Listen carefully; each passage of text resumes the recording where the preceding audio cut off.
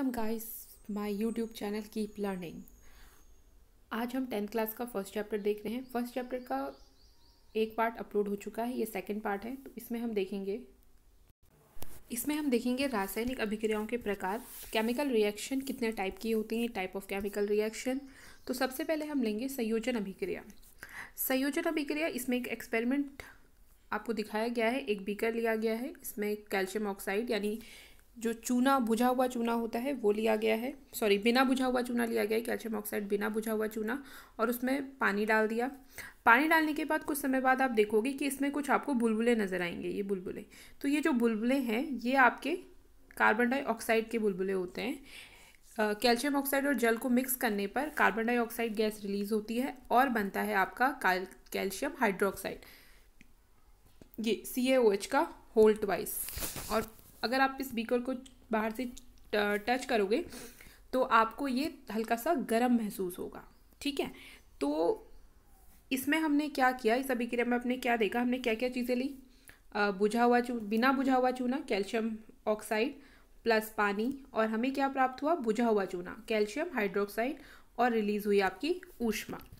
तो इस प्रकार की जो अभिक्रियाएं होती हैं जिसमें दो या दो से अधिक अभिकारक मिलकर एकल उत्पाद का निर्माण करते हैं, उसे संयोजन अभिक्रिया कहते हैं। ओके गाइस, और इस संयोजन आप देख रहे होंगे, इस जो रिएक्शन है आपकी, इसमें आपकी ऊष्मा भी निकली है, ऊष्मा का उत्सर्जन हुआ है। तो जिन अभिक्रियाओं में ऊष्मा का उत्सर्जन होता है वो अभिक्रियाएं कहलाती हैं आपकी ऊष्माक्षेपी अभिक्रियाएं। ये देखिए, इसकी डेफिनेशन आप यहाँ से देख सकते हैं। जिन अभिक्रियाओं में उत्पाद के निर्माण के साथ साथ ऊष्मा भी उत्पन्न होती है उन्हें ऊष्माक्षेपी अभिक्रिया कहते हैं। ऊष्माक्षेपी अभिक्रियाओं के दो बहुत बढ़िया उदाहरण हैं। पहला है आपका प्राकृतिक गैस का दहन, CH4 मीथेन गैस बोलते हैं, जिसका केमिकल नेम मीथेन गैस है, और इसे प्राकृतिक गैस भी बोला जाता है। इसमें ऑक्सीजन की इसके साथ जब क्रिया होती है तो ये बनाती है आपकी कार्बन डाइऑक्साइड और जल, और निकलती है आपकी एनर्जी। तो ये ऊष्मा निकली। उसी प्रकार से जब हम श्वसन करते हैं तो श्वसन में भी क्या होता है, सांस लेने में आपका जो हम ऑक्सीजन ग्रहण करते हैं और कार्बन डाइऑक्साइड को रिलीज करते हैं। तो कार्बन डाइऑक्साइड कैसे बनती है, हमारे अंदर जो भोजन का पाचन होता है कार्बोहाइड्रेट का, ग्लूकोज के रूप में जो ग्लूकोज होती है उस ग्लूकोज से ऑक्सीजन क्रिया करती है और बदले में कार्बन डाइऑक्साइड और एनर्जी निकलती है। ठीक है, तो इसमें भी आपकी एनर्जी रिलीज हो रही है। तो ये दोनों ही एग्जाम्पल आपके ऊष्माक्षेपी अभिक्रियाओं के हैं। ठीक है, अगली अभिक्रिया हम देखेंगे जिसका नाम है वियोजन अभिक्रिया। वियोजन या अपघटन, नाम से ही पता चल रहा है, ऐसी अभिक्रिया जिसमें किसी चीज का अपघटन होगा और नए उत्पाद का निर्माण होगा। ठीक है, तो ऐसी अभिक्रिया, ये देखिए, ऐसी अभिक्रिया जिसमें एकल अभिकारक से दो या दो से अधिक उत्पाद बनते हैं वो अभिक्रिया वियोजन अभिक्रिया कहलाती है। परिभाषा देखें तो हम ये रही, परिभाषा दी है इसमें आपके 2 मिनट रुकिए। हाँ, तो ऐसे लिख सकते हो, जिन अभिकार को सॉरी ऊपर चले, ये रही ऐसी अभिक्रिया जिसमें एकल अभिकर्मक टूटकर छोटे छोटे उत्पाद प्रदान करता है वह एक वियोजन अभिक्रिया कहलाती है। ठीक है, इसमें हमने क्या लिया है, फेरस सल्फेट लिया है। फेरस सल्फेट को हमने ऊष्मा प्रदान करी यानी उसे हीट गर्म करा, तो क्या बन गया आपका Fe2O3 plus SO2 plus SO3। Fe2O3 हो गया आपका ferric oxide, SO2 sulphur dioxide, SO3 sulphur trioxide. याद रखना, अगर एक है सिंगल मॉलिक्यूल है तो मोनो, 2 है तो डाई, 3 है तो ट्राई, ठीक है, 4 है तो टेट्रा, ऐसे करके होता है। तो ये है आपकी वियोजन अभिक्रिया। देखो, वियोजन अभिक्रिया का एक एग्जाम्पल ये भी है जहाँ हमने चूना पत्थर लिया है। चूने पत्थर को यहाँ भी हमने ऊष्मा प्रदान करी और बदले में क्या मिला हमें, बुझा हुआ चूना CaO प्लस CO2। इसमें भी देखो आपने ऊष्मा हमने प्रदान करी है। तो ऐसी अभिक्रियाएं जिसमें ऊष्मा अवशोषित होती है, यानी हमें ऊष्मा देनी पड़ती है उस अभिक्रिया को स्टार्ट करने के लिए, तो ऐसी अभिक्रियाएं कहलाती हैं आपकी ऊष्मा शोषी अभिक्रिया। नाम से ही पता चल रहा है, ऐसी अभिक्रियाएं जिसमें ऊष्मा का शोषण हो, ऐसी अभिक्रियाएं जिसमें ऊष्मा का शोषण हो या जिसमें ऊष्मा शोषित हो वो अभिक्रिया ऊष्मा शोषी अभिक्रिया कहलाती है। ठीक है, आगे हम पढ़ेंगे विस्थापन अभिक्रिया। देखो विस्थापन अभिक्रिया में क्या होता है कि इसमें एग्जाम्पल से समझते हैं हम। ये देखिए, ये देखो, यहाँ हमने क्या लिया, 2 मिनट। इस अभिक्रिया में देखिए Fe प्लस CuSO4, इन दोनों की हमने आपस में अभिक्रिया कराई, ये अभिकारक लिए और बदले में क्या मिला हमें, FeSO4 प्लस Cu। तो देखो ये जो Cu की जगह है उस जगह को किसने ले लिया, Fe ने, यानी कि Fe ने Cu को विस्थापित कर दिया, हटा दिया, उसे अपनी जगह से हटा दिया। FeSO4 कॉपर सल्फेट से क्या बन गया, फेरस आयरन सल्फेट बन गया या फेरस सल्फेट बन गया। तो इस प्रकार की अभिक्रियाओं को हम विस्थापन अभिक्रिया कहती है, यानी जिस अभिक्रिया में एक तत्व दूसरे तत्व को विस्थापित कर देता है, ऐसी अभिक्रिया विस्थापन अभिक्रिया कहलाती है। नीचे देखिए और भी एग्जाम्पल दिए गए हैं, जैसे कि आपका Zn प्लस CuSO4 से आपका ZnSO4 प्लस Cu बन गया, वैसे ही आपका Pb प्लस CuCl2 से PbCl2 प्लस Cu बन गया। ठीक है, फिर है आपकी द्विविस्थापन अभिक्रिया। यहाँ पे क्या हो रहा था आपका सिंगल, यानी एक Fe क्या कर रहा था, एक Fe ने सिर्फ एक ही विस्थापन हुआ। ठीक है, Fe ने Cu को हटा दिया और उसकी जगह ले ली, तो ये विस्थापन अभिक्रिया। द्विविस्थापन की बात हो रही है, यानी कि दो चीज़ों का विस्थापन होगा इसमें। कैसे, ये देखो एप्लीकेशन एग्जाम्पल से समझते हैं। Na2SO4 सोडियम सल्फेट लिया प्लस बेरियम क्लोराइड लिया, दोनों की आपस में अभिक्रिया कराई, तो क्या मिला हमें, बेरियम सल्फेट और सोडियम क्लोराइड। देखो Na कहाँ चला गया, आपके Cl के पास, और Cl और SO4 किससे जुड़ गया आपका, देखो जो Na है वो जुड़ गया आपका Cl से, और जो आपका Ba है बेरिलियम वो जुड़ गया आपका SO4 से, यानी सल्फेट से। तो यहाँ पे क्या हुआ, दो चीज़ें, दो लोगों के अपने जगह क्या हो गए, विस्थापित हो गए, दो तत्वों ने अपना स्थान परिवर्तित कर लिया।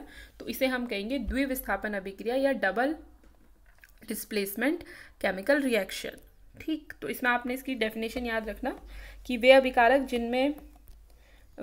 जिनमें अभिकारकों के बीच आयनों का आदान प्रदान होता है उन्हें द्विविस्थापन अभिक्रिया कहते हैं। और इसका एक एग्जाम्पल याद रखना। अगली है अभिक्रिया उपचयन एवं अपचयन अभिक्रिया।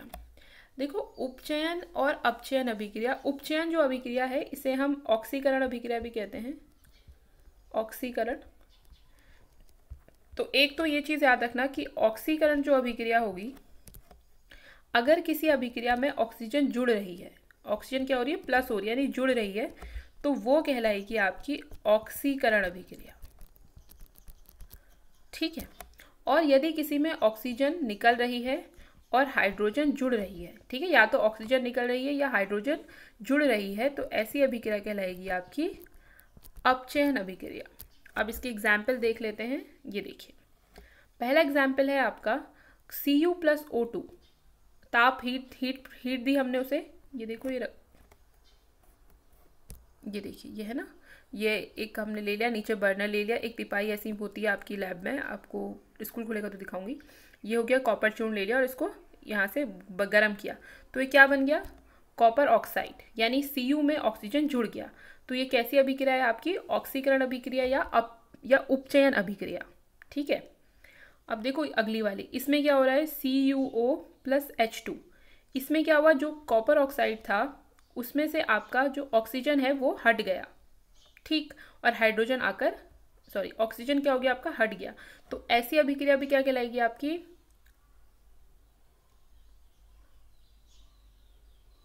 ऐसी अभिक्रिया कहलाएगी आपकी अपचयन अभिक्रिया। ठीक है, देखो अभिक्रिया में जब किसी पदार्थ में ऑक्सीजन की वृद्धि होती है तो कहते हैं उसका उपचयन हुआ, और जब अभिक्रिया में किसी पदार्थ में ऑक्सीजन का ह्रास होता है तो कहते हैं उसका अपचयन हुआ। जैसे कि देखो, इसमें जो आपका CuO है, इसमें से ऑक्सीजन आपका निकल गया, तो कॉपर का क्या हुआ, यहाँ पे अपचयन हुआ। ठीक है, और हाइड्रोजन में जाके ऑक्सीजन जुड़ गया, तो हाइड्रोजन का क्या हुआ, उपचयन हुआ।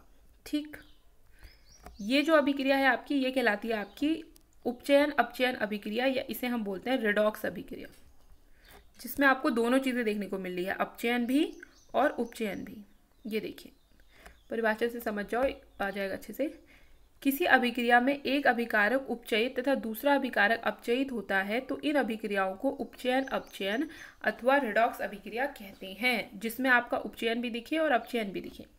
देखो जैसे इसमें दिखा रखा है Cu+H2 है, तो Cu हो गया और H2O में आप H2O, यानी Cu से आपका ऑक्सीजन हट गया तो यहाँ पे क्या हो रहा है आपका अपचयन, और H2 में आपका ऑक्सीजन जुड़ गया तो ये हो रहा है आपका उपचयन। उपचयन को ऑक्सीकरण अभिक्रिया भी कहते हैं, याद रखना। ठीक है। अब आपने दैनिक जीवन में देखा होगा, संक्षारण आपने देखा होगा, तो सबके घर में कॉपर के बर्तन होंगे, मंदिर में तब भी होंगे, थाली, लोटे, ग्लास, लोटा वगैरह होगा या प्लेट होगी। तो आप देखना उसमें जब हम बहुत टाइम तक उसे रखे रहते हैं कॉपर के बर्तनों को, तो उसमें क्या होता है, ग्रीन ग्रीन कलर की परत चढ़ जाती है। और एक तो एक ग्रीन कलर की परत चढ़ जाती है कॉपर में। दूसरा क्या होता है, जब हम लोहे को बाहर रखते हैं, तो लोहा तो सबके घर में ही होगा, तो लोहे में क्या होता है, ब्राउन कलर की एक लेयर चढ़ जाती है, जिसे हम जंग बोलते हैं कि लोहे में जंग लग गई। तो ये क्या हो रहा है, जब ये जो धातुएं होती हैं, ये धातुएं लोहे, चांदी, या चांदी भी आपकी क्या होती है, ग्रीन ग्रीन कलर की हो जाती है। अगर आपने चांदी की इयररिंग्स पहनी होगी या पायल वगैरह भी जो होती है, वो हल्की, उसमें भी क्या होता है, ग्रीन ग्रीन कलर की परत चढ़ जाती है। तो ये जो आपके धातुएं हैं, ये वायुमंडल की नमी के साथ क्रिया करती हैं, और नमी के साथ क्रिया करके ये अपने ऊपर एक लेयर बना लेती हैं, यानी कि उस पदार्थ का क्षरण होने लगता है। तो इसे हम कहते हैं संक्षारण। संक्षारण क्या करता है, उस किसी धातु की पहली जो परत है ऊपर वाली, उसको तो ये उसको ये खराब कर देता है, लेकिन अंदर की धातु को बचा कर भी रखता है। ठीक है, तो इसे हम कहते हैं संक्षारण। देखो इसमें दे रखा है, आपकी डेफिनेशन दे रखी है पूरी अच्छे से, तो आप इसे लिख लेना कॉपी में। जब कोई धातु अपने आसपास अम्ल, आर्द्रता आदि के संपर्क में आती है, तब ये संक्षारित होती है, और इस प्रक्रिया को संक्षारण कहते हैं। चांदी के ऊपर काली परत व तांबे के ऊपर हरी परत चढ़ना संक्षारण है। ठीक है, संक्षारण के कारण ही कार के ढांचे, पुल, लोहे की रेलिंग, जहाज, धातु, विशेषकर लोहे की जो बनी वस्तुएं होती हैं, उन्हें बहुत क्षति पहुंचती है। इसीलिए हम क्या करते हैं, संक्षारण से बचाने के लिए लोहे की चीज़ों में पेंट कर देते हैं। तो पेंट करने से क्या होता है कि आपके जो लोहा है और जो आपका वायुमंडल है, उसके बीच एक परत आ जाती है, तो इनमें आपस में क्रिया नहीं हो पाती। तो जो लोहे की धातु है या लोहे की जो वस्तु है, उसका संक्षारण नहीं हो पाता। ठीक है, और फिर लंबे समय तक वो चीज़ें चलती हैं। अब देखो विकृत गंधिता क्या होती है कि वसायुक्त या तेली खाद्य सामग्री को जो बहुत लंबे समय तक के लिए रखा जाता है, तो उसमें से एक अजीब सी बदबू सी आने लगती है। ठीक है, तो ये क्या होता है, इसका मतलब है कि उसका उपचयन हो गया है, वो चीज़ खराब हो गई है। ठीक, वायुरोधी बर्तनों में खाद्य सामग्री रखने से उपचयन की गति क्या होती है, धीमी हो जाती है। इसीलिए हम एयर टाइट जार में अपना खाना रखते हैं, बिस्किट्स वगैरह या जो भी चीज़ें रखते हैं, खाद्य सामग्री उसमें रखते हैं, जिससे क्या होता है कि हाँ, जिससे वो ऑक्सीजन के संपर्क में यानी वातावरण के संपर्क में नहीं आती, और उनका विकृत गंधिता नहीं होती, यानी कि वो खराब नहीं होती हैं। इसलिए जो आपके चिप्स बनाने वाली जो चिप्स की थैली होती है, उसमें जो हवा भरी होती है, वो हवा होती है आपकी नाइट्रोजन जैसे कम सक्रिय गैस होती है। ठीक है, तो ये आपका फर्स्ट चैप्टर कंप्लीट हो गया है। अब इसके जो अभ्यास के प्रश्न हैं, आप उनको करने का अभ्यास कीजिएगा, और अगर कोई क्वेश्चन नहीं आता है तो आप मुझसे कमेंट में पूछ सकते हैं। अगर इस वीडियो में आपको कोई भी डाउट हो तो please comment, and please subscribe my channel, like, comment and share. Thank you.